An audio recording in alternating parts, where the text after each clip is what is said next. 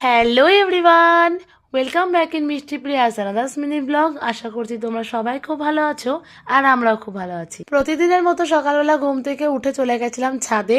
দেন তো নিচে এসে সবাই মিলে বসলাম এক কাপ গরম গরম চা নিয়ে। এদিকে তো বোন কলেজে যাওয়ার জন্য রেডি হয়ে বসে করছিল এডিটিং। দেন তো ও বেরিয়ে গেল কলেজের উদ্দেশ্যে।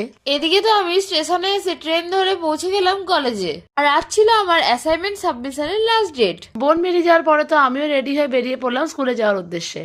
আজ যেহেতু আমি অ্যাসাইনমেন্ট সাবমিট করতে এসেছিলাম, তাই বিশেষ কোনো ক্লাস ছিল না, তাই তাড়াতাড়ি বেরিয়ে পড়লাম বাড়ি যাওয়ার জন্য।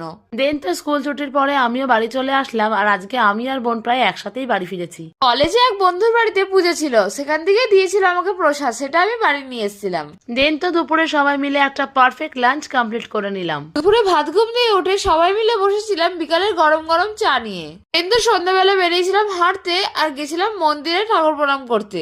দেন তো আমাদের কিছু ডকুমেন্টস জেরক্স করার ছিল, তাই আমরা সেখান থেকে চলে গেছিলাম জেরক্সের দোকানে। আসার পথে তো খেলাম রোল, আর মায়ের জন্য রোল প্যাক করে নিয়ে চলে এসেছিলাম।